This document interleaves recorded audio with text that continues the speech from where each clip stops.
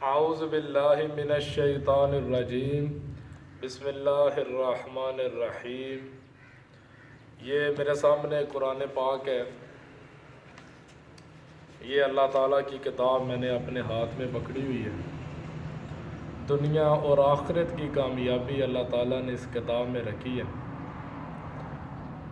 حضرت عمر رضی اللہ تعالیٰ عنہ نے جو نبی علیہ السلام کی وفات کے دوسرے دن خطبہ دیا تھا، آپ اس خطبے کے جو الفاظ حضرت عمر نے اپنی زبان مبارک سے نکالے تھے پہلے وہ سن لیں، اس سے آپ کو قرآن کی اہمیت کا پتہ چلے گا۔ عمر رضی اللہ تعالیٰ عنہ نے فرمایا کہ لوگوں، دنیا اور یہ کتاب اللہ ہم میں موجود ہے۔ اللہ تعالیٰ نے اس کتاب کے ذریعے تمہارے نبی کو دین اور سیدھا رستہ بتلایا۔ اگر تم اس کتاب کو مضبوطی سے پکڑ لو گے تو ہدایت یاب رہو گے۔ یعنی حضرت عمر نے اس کتاب کے مطابق ہم سب کو چلنے کی ترغیب دی، اور خود اللہ تعالیٰ بھی یہی فرماتا ہے، قد جاءکم من اللہ نور و کتاب مبین، بے شک تمہارے پاس اللہ کی طرف سے نور اور روشن کتاب آ چکی ہے۔ تو میں اس کتاب کے ذریعے انشاءاللہ تعالیٰ آپ تک پیغام پہنچاؤں گا۔ اور یہ میرے سامنے سورہ بقرہ ہے۔ یہ قرآن پاک کے شروع میں یہ سورت آتی ہے، سورہ بقرہ، تو اس کی آیت نمبر 21 ہے۔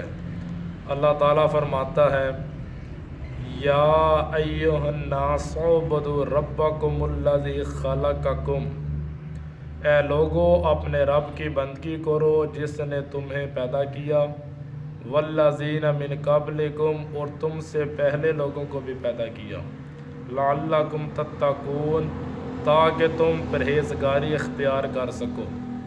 یعنی اللہ تعالیٰ نے اس آیت میں ہمیں 5 وقت کی نماز پڑھنے کی ترغیب دی، اپنی پیشانی کو اللہ کی بارگاہ میں جھکانے کی ترغیب دی۔ تو اس لیے انسانیت کو اپنے رب کی بات ماننی چاہیے۔ یہ اللہ تعالیٰ کا حق ہے بندوں پر کہ اس کے بندے اللہ تعالیٰ کی بندگی کریں، اپنے رسول کے طریقے پر زندگی گزاریں۔ تو یہ میں نے ایک آیت آپ کے سامنے پڑھی ہے۔ قرآن پاک میں بہت سے مقامات پر اللہ نے اپنے نبی کو عبادت کرنے کا حکم دیا۔ اللہ نے یہ فرمایا کہ اے نبی، اے ایمان والوں سے کہہ دو، یہ سورہ حج میں آپ کو 77 آیت میں ملے گا، 17واں پارہ ہے، اے لوگو، اے ایمان والو، اپنے رب کی بندگی کرو، رکوع کرو، سجدہ کرو اور اچھے کام کرو تاکہ تم کامیاب ہو جاؤ۔ تو اس آیت میں بھی اللہ نے یہی فرمایا کہ اپنے رب کی بندگی کرو، جی اے لوگو اپنے رب کی بندگی کرو جس نے تمہیں اور تم سے اگلے لوگوں کو پیدا کیا تاکہ تم اللہ کا تقوی اختیار کر سکو۔ اس آیت کے اعتبار میں صحیح مسلم میں حدیث ہے، حدیث کا نمبر 144 ہے۔ حضرت معاذ بن جبل رضی اللہ تعالیٰ عنہ نبی علیہ السلام کے ساتھ کہتے ہیں، میں ایک سفر میں تھا، یعنی آپ کے گدھے کے پیچھے بیٹھا تھا، تو نبی علیہ السلام نے فرمایا، اے معاذ، کیا تو جانتا ہے کہ اللہ تعالیٰ کا بندوں پر کیا حق ہے اور بندوں کا اپنے اللہ پر کیا حق ہے؟ تو میں نے عرض کیا کہ اللہ اور اس کا رسول ہی بہتر جانتے ہیں۔ تو نبی علیہ السلام نے فرمایا، معاذ، اللہ تعالیٰ کا حق بندوں پر یہ ہے کہ اس کے بندے صرف اسی کی عبادت کریں اور اس کے ساتھ کسی کو شریک نہ ٹھہرائیں۔ اے معاذ، کیا تو جانتا ہے پھر بندوں کا اپنے رب پر کیا حق ہے؟ جو بندہ اس حالت میں مر جائے کہ اللہ کے ساتھ کسی چیز کو شریک نہیں ٹھہراتا تھا، اللہ تعالیٰ اس کو عذاب ہی نہیں دے گا۔ یعنی کہ عبادت کرنا یہ انسانیت پر اللہ تعالیٰ کا حق ہے، تو ہمیں اپنے رب کا حکم ماننا چاہیے۔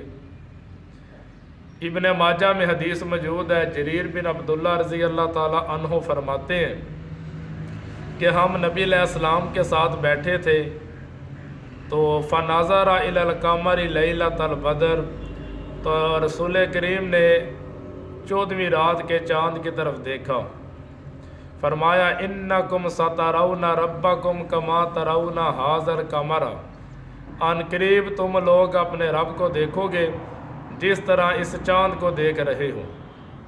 اگر تم طاقت رکھتے ہو تو سورج نکلنے سے پہلے اور سورج ڈوبنے سے پہلے اپنی نماز سے پیچھے نہ رہو۔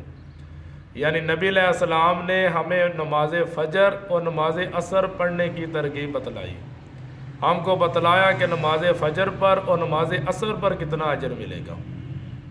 اسی لیے سنن ابو داؤد میں حدیث موجود ہے، حضور نے فرمایا جو بندہ نماز فجر کے بعد اللہم اجرنی من النار، اللہم اجرنی من النار اس دعا کو 7 مرتبہ پڑھتا ہے، اگر وہ بندہ اس دن مر گیا تو اللہ تعالیٰ اس کو جنت میں داخل کرے گا۔ اور جو بندہ اس دعا کو مغرب کی نماز کے بعد مانگے گا، اگر اس رات مر گیا تو اللہ تعالیٰ پھر بھی اس کو جنت میں داخل کرے گا۔ تو کتنی بڑی فضیلت ہے نماز پڑھنے کی۔ پھر ترمذی شریف میں حدیث موجود ہے، حضور نے فرمایا جس نے فجر پڑھی وہ اللہ کی پناہ میں ہے تو تم اللہ کی پناہ ہاتھ سے جانے نہ دو۔ پھر بخاری شریف میں حدیث موجود ہے، حضور نے فرمایا جس نے ٹھنڈے وقت کی 2 نمازیں یعنی فجر اور عصر اپنے وقت پر پڑھی، اللہ تعالیٰ اس کو جنت میں داخل کرے گا۔ تو کتنی بڑی فضیلت ہے۔ صحیح مسلم میں حدیث موجود ہے، عثمان رضی اللہ تعالیٰ عنہ نماز مغرب کے فوراً بعد ہی مسجد میں آ گئے۔ تو ان سے کسی نے پوچھا کہ ابھی تو عشاء کی نماز میں بہت وقت ہے، تو وہ کہنے لگے کہ میں نے نبی علیہ السلام کو یہ فرماتے ہوئے سنا جو بندہ عشاء کی نماز باجماعت پڑھتا ہے اللہ تعالیٰ اس کو آدھی رات عبادت کا اجر عطا فرماتا ہے، اور جو بندہ فجر کی نماز بھی باجماعت پڑھتا ہے تو اللہ تعالیٰ اس کو ساری رات عبادت کا اجر عطا فرماتا ہے۔ تو بھائیو کتنی بڑی فضیلت ہے نماز پڑھنے کی۔ پھر جو بخاری شریف میں حدیث ہے وہ سب سے اعلیٰ ہے، میرے نزدیک وہ سب سے اعلیٰ اجر کے اعتبار سے۔ نبی علیہ السلام نے فرمایا صبح کا سورج جب طلوع ہوتا ہے تو 2 لوگوں کے درمیان جو عدل کرتا ہے یہ صدقہ ہے۔ کسی بندے کی اس کی سواری میں مدد کرواتا ہے یا اس کا سامان اس پر لدواتا ہے یہ صدقہ ہے۔ اچھی اور میٹھی بات کہنا یہ بھی صدقہ ہے۔ رستے سے تکلیف دہ چیز کو ہٹا دینا یہ بھی صدقہ ہے۔ اور جو قدم نماز کی طرف اٹھتے ہیں ہر قدم پر صدقہ ہے، یعنی جو قدم آپ نماز کے لیے اٹھائیں گے ہر قدم پر اللہ تعالیٰ صدقہ لکھے گا۔ اسی اعتبار سے مسلم شریف کی ایک اور حدیث مجھے یاد آئی، نبی علیہ السلام نے بنو سلمہ ایک قبیلہ تھا، ان کے گھر مسجد سے دور تھے، تو انہوں نے سوچا کہ مسجد کے قریب ہی گھر بنا لیتے ہیں۔ تو نبی علیہ السلام کو پتہ چلا تو آپ نے ایسا کرنے سے منع کیا۔ آپ نے فرمایا تم لوگ اپنے گھروں میں ٹھہرے رہو، تم جو قدم نماز کے لیے اٹھاتے ہو اللہ تعالیٰ تمہارے قدموں کے نشان بھی لکھتا ہے۔ تو میں آپ سب بھائیوں کی خدمت میں یہ ریکویسٹ کرتا ہوں، یہ گزارش کرتا ہوں کہ اس قرآن پاک میں ایک جگہ پر بھی اللہ نے یہ نہیں فرمایا کہ جو نماز نہیں پڑھتا میں اپنا حق اس کو معاف کر دوں گا۔ اس قرآن پاک میں ہمارے پاس یہ کتاب اللہ تعالیٰ نے بھیجی، ہمارے پاس یہ ریکارڈ آیا، نبی علیہ السلام کے سینے پر یہ کتاب اتری، تو اس کتاب میں ایک جگہ پر بھی ایک نقطے سے یہ بات ثابت نہیں ہو رہی کہ اللہ تعالیٰ گناہگار بندے کے ساتھ قیامت کے دن رحمت والا معاملہ پیش کرے گا۔ اس لیے 5 وقت کی نماز کو پڑھو۔ ہمارے ہاں ایک بات مشہور ہے کہ اللہ اپنے حق معاف کر دے گا، یہ جھوٹی بات ہے۔ اسی قرآن میں اللہ تعالیٰ فرماتا ہے اقیموا الصلاۃ ولا تکونوا من المشرکین، کہ نماز قائم کرو اور مشرکوں میں نہ ہو جانا۔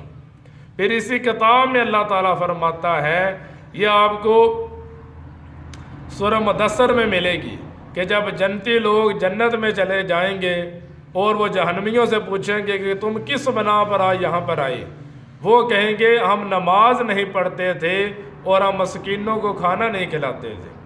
یعنی نماز نہ پڑھنے والا تو اللہ تعالیٰ فرماتا ہے میں تو اس کو جہنم میں داخل کرنے والا ہوں۔